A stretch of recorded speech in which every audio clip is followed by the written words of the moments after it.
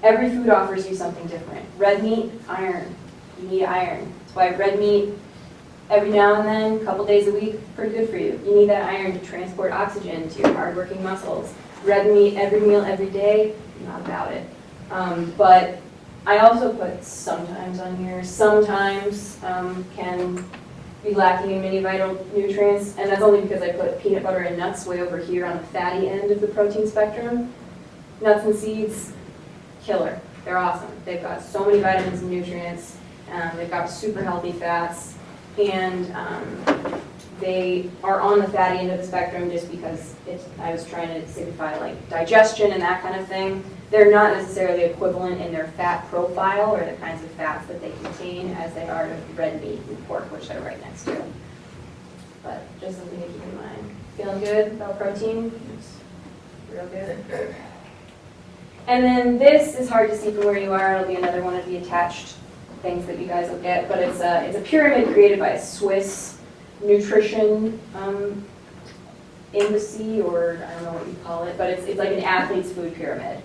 And essentially what they advocate is adding carbs to the diet as activity increases. So if you already eat a pretty balanced diet, and as we start getting more active, you're wondering like what you can expand on, it's probably carbs.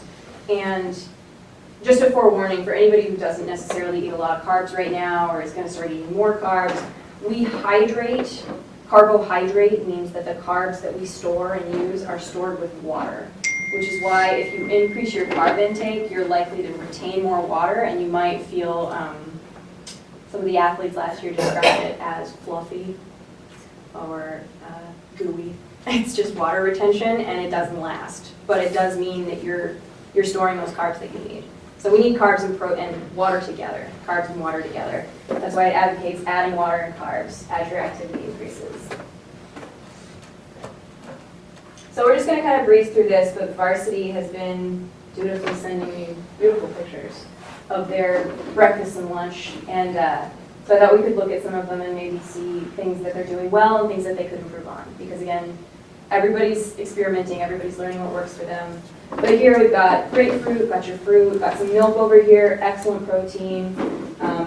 Milk, word about milk, it has both a fast and a slow protein in it, meaning that you drink that milk, like chocolate milk, and the carbs help the fast protein get into the cells immediately and stop the breakdown, and then the slow protein you use gradually as you digest to start rebuilding. So milk, number one, way up there.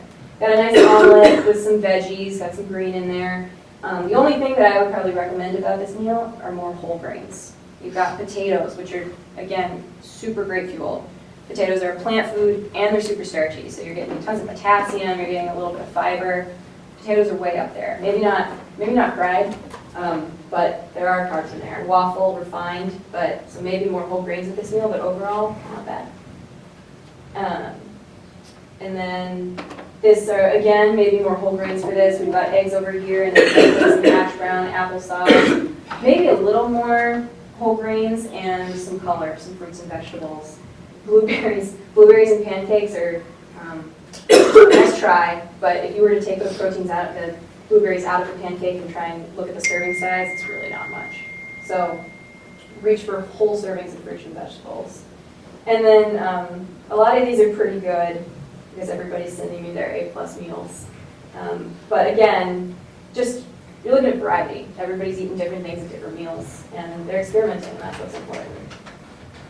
So moving ahead, supplements. So we've been talking about whole foods. How many people in here use some kind of sports drink or bar or protein supplement or creatine, anything like that? Anybody? One or two? Okay. So just a word as we're moving forward and we start training harder and everybody wants to get swole. Just some things to think about is that all the supplements that are marketed as that claim to do things like enhance this or that, they're going to give you bigger muscles, they're going to make you faster, they're going to do your taxes. They're pricey, and ultimately they can claim whatever they want. So we'll look more at that regulation in a second. But if you're thinking about taking a supplement, the two questions that you need to ask yourself are, is it safe and is it necessary? Do I need it? Because the thing about supplements, as far as safety goes, is that the FDA is technically in charge of regulating them, but they run no quality or safety tests before they're marketed, meaning that they have no requirements as far as testing what's in that supplement. They don't hold the manufacturers accountable before marketing and sales for actually including in the package what they've advertised. They can say whatever they want on the package, but they can include ingredients that can be toxic or addictive simply for the benefit of making you feel like it's working. So that can be stuff like caffeine or methamphetamine-like substances. Because ultimately, while they might be invested and interested in your personal gains and speed and all that, they likely just want your money. So they're doing whatever they can to make you think that you're getting results. They're making you try to feel amped up. They're trying to make you feel like their product is working for you. So they're putting stuff in it potentially that is going to make you feel energized, or ultimately it can just be a placebo effect that you psychologically think that you're getting something out of it, when ultimately, biologically or biochemically, it may not be doing anything for you. But if you are looking at supplements and you're worried about the safety, look for these symbols. These signify good manufacturing practices, which essentially means that the manufacturer has voluntarily provided samples of their supplement for testing, to look for toxic substances and things like that. But again, purity and the promise of pure ingredients and containing what the label says that the supplement contains doesn't ensure results. They can make claims about what it's doing for you biochemically that are completely false. They can tell you that all those B vitamins are doing something for you that they aren't necessarily. And your only defense against that is just research and looking into it and your own biological, biochemical education. And then as far as necessary goes, supplementary means that it's giving you something that your diet isn't already. So if you're eating this variety and these whole foods that we've talked about, it's likely that you don't need to supplement any kick at all. And I know that it's true for some medical cases and certain medical conditions, and even for gender, even for women versus men, there are certain foods or certain supplements that are recommended, like iron and folate and that kind of thing. But for the most part, if you're feeling good and you're moving well and you feel like your immune system is doing well, it's likely that you're fueling yourself just fine. And there are ways to look for deficiencies in things, but I ultimately recommend food first and supplement second. Because those foods, you think about that food package again, there's the standard kind of vitamins and minerals and energy in it that we know about. There are also tons of chemicals and nutrients in there that we don't understand and we're just starting to research and know about that are much more useful when they're working together in concert as a whole than if you just take one thing out of it and concentrate it. And the other thing about taking something out of a whole food and concentrating it is that when you give the body like a high dose of something all at once, it's a lot for your body to process. And ultimately, you're going to end up paying for expensive urine because the body gets overwhelmed by too much of a good thing, basically, and has to figure out how to flush it out to preserve your body and protect your systems from an overwhelming dose of something. So when you're eating whole foods, a lot of the nutrients and minerals in that whole food is digested more slowly and way more bioavailable to you than it is when it's in a concentrated, isolated form. So whole foods, you're getting more bang for your buck, more nutritional bang for your buck, more vitamins and minerals and energy than you would for just an expensive supplement. And food's delicious. Food, again, we eat for a lot of reasons other than just survival and nourishment. We want flavor and we want variety. Peanut butter, daily dose of vitamin E, totally good for you. So ultimately the risk, and here's just a comparison of a vitamin and mineral supplement label compared to like an enriched fortified cereal. That's some cinnamon checks. We, thank you to our government, have some enriched and fortified grains, meaning that even when they've refined and stripped some things out of them, they've also added stuff back into them that wasn't necessarily there before.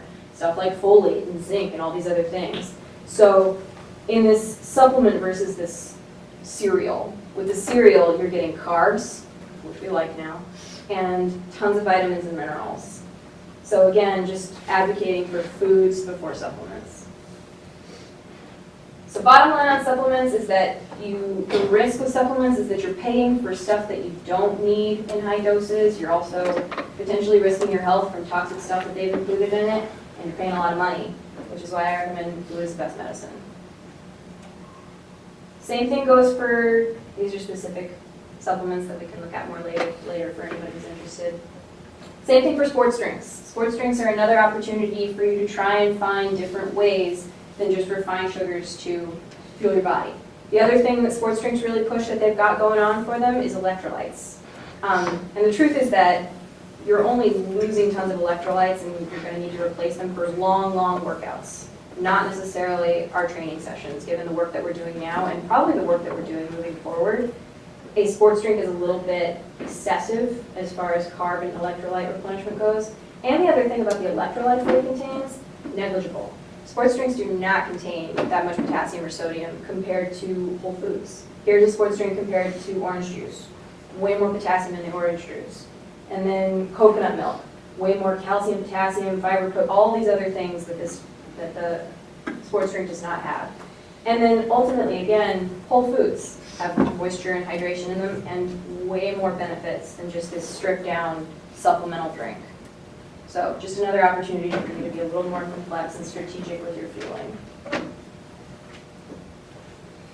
And then this is just a shot in the dark here. I wanted to take a quick word about alcohol. Ultimately, you guys know that alcohol is not great for your body. It's not a secret. But specifically as athletes who are competing within this small time frame of their life, you're trying to maximize your potential within this window. So with this little video, which is from a presentation that I gave last year, I'm just trying to give a little bit of perspective as far as what percentage or fraction of your life this competitive window represents. And the idea that, it'll get to it in a second, but the things that alcohol disrupts in your body, the systems of repair and rebuilding that the alcohol disrupts, are things that you're trying to preserve and maximize as an athlete.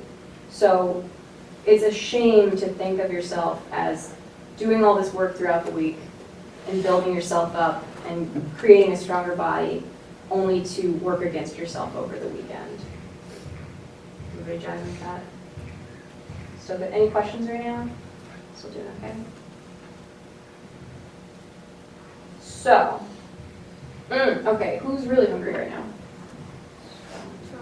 I'm gonna have you, and I'm gonna have Bree. And then I need 2 people, well actually we can all cox them. But I need 2 people to time keep. Volunteers with phones. Fowler's ready, Sydney's ready, okay. So let's have Bree and Aiden come up here. We're gonna competitively eat it. I'm down for this. Okay. So here's your bread. Jay, you come back here. Spoons are over there. I don't care if you fight dirty. It's your game, it's not mine. So when I say go, the timers are going to start the clock, and we're going to see who can make the fastest peanut butter sandwich. Ready? You gotta cox them, everybody. Ready? Go! Hey, time's running. Yeah. Ha! Oh, look at her go! Yeah! Time? I'm gonna make it anyway. 12 seconds? Okay. You can make our sandwich. Awful. Favorite bread. Oh, it's almond butter too, it's not. Yeah. Oh, Thank you guys. 12 seconds? You're done. Okay. So, got it. good job. Thank you.